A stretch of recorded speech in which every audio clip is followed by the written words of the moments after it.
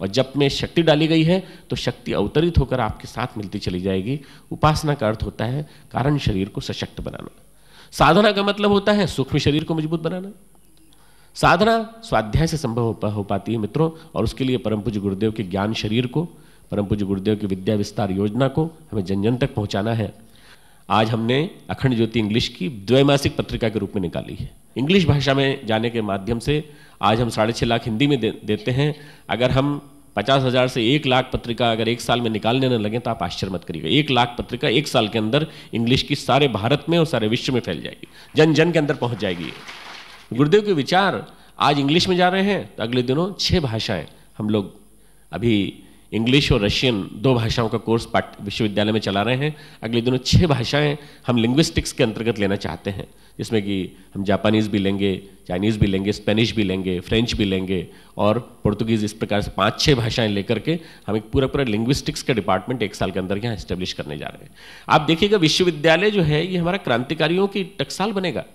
जो बच्चे और बच्चियां इस समय पढ़ रहे हैं इस वर्ष यहाँ, उनको अंदाज नहीं है कि वो किस नींव के कितने बड़े स्थापना के नींव के पत्थर बनने जा रहे हैं। वास्तव में जब वो आज से 10 साल बाद 15 साल बाद देखेंगे या देखेंगी कि किस स्थापना से उठ करके ये विश्वविद्यालय कहाँ से कहाँ तक आ गया और सारे भारत का नक्शा इसने बदल दिया। कोई विश्वविद्यालय नक्शा बदल सकता है मित्रों? बदल सकता है। फर्ग्यूसन कॉलेज था एक छोटा सा महाविद्यालय नागपुर का, वहाँ से एक संगठन खड़ा हुआ और उस संगठन के माध्यम से ढेर सारे प्राध्यापक निकले और उन प्राध्यापकों ने भारत को आज़ादी दिलाने में बहुत बड़ी एक प्रकार से मदद की। हमारे देश में नालंदा तक्षशिला विश्वविद्यालय थे। नालंदा विश्वविद्यालय की लाइब्रेरी को जब जलाया गया तो वहाँ पर कम से कम 6 महीने तक आग जलती रही, इतनी किताबें वहाँ भरी पड़ी थी। नालंदा विश्वविद्यालय तक्षशिला विश्वविद्यालय ने महामानवों को जन्म दिया और नालंदा तक्षशिला विश्वविद्यालय नहीं बल्कि वल्लभी विश्वविद्यालय और जितने भी भारत में विश्वविद्यालय थे उन सब विश्वविद्यालयों का समन्वित संस्करण हम यहाँ पर शांति कुंज में खड़ा करने जा रहे हैं। और इतना बड़ा तंत्र बनने जा रहा है कि इस तंत्र की शुरुआत छोटी होगी भले ही।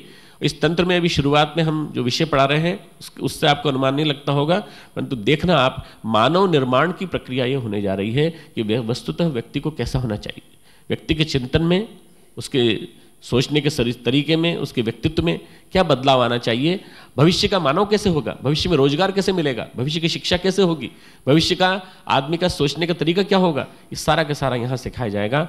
भविष्य का स्वास्थ्य, भविष्य का आदमी का व्यक्तित्व, भविष्य का आदमी का धर्म, ये सारा का सारा प्रशिक्षण यहाँ पे मिलने वाला है मित्रों।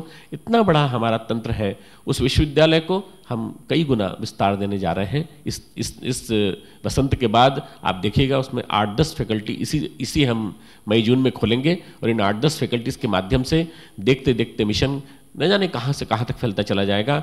और फिर हमारी कल्पना ये है कि 200 से ज़्यादा इसके एक्सटेंशन सेंटर हम लगभग 2 साल के अंदर सारे भारत में खोलेंगे। भारत से बाहर विदेश में भी 10 एक्सटेंशन सेंटर खोलेंगे।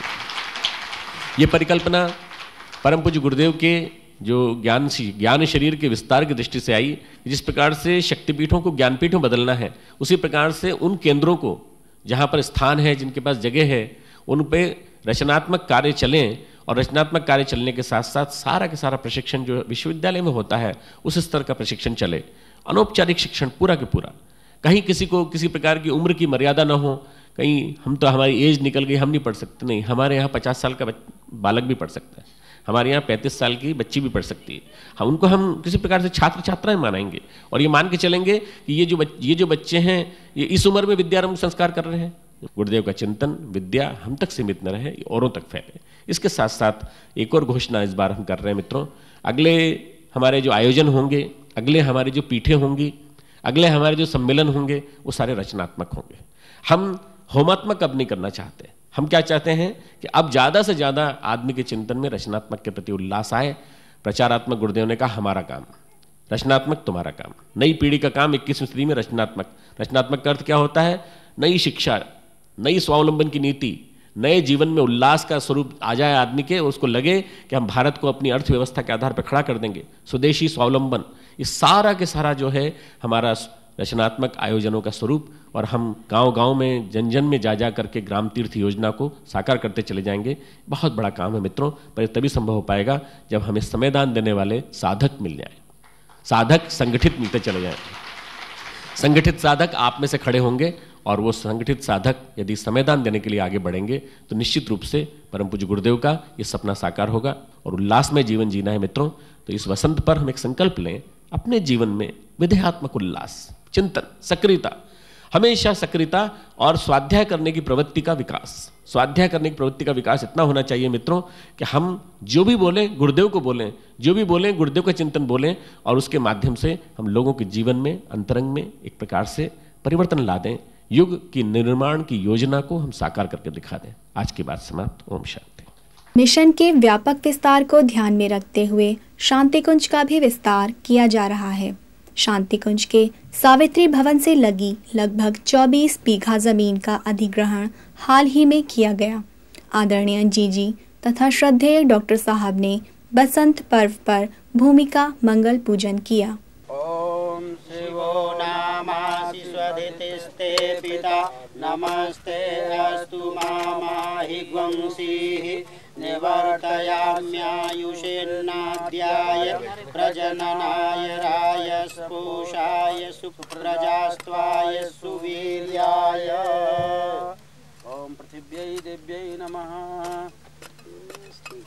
दिन भर बसंत के उल्लास के बीच गुरुसत्ता की चरण पादुकाओं के पूजन, अखंड दीप दर्शन और आदरणीय जीजी डॉक्टर साहब से प्रसाद एवं शुभकामनाएं ग्रहण करने का क्रम सायं नादयोग साधना तक चला। साथ ही विवाह, यज्ञोपवीत, विद्यारंभ आदि संस्कारों का क्रम भी चलता रहा। नादयोग के बाद दीप महायज्ञ के साथ परम पूज्य गुरुदेव का जन्म दिवस मनाया गया।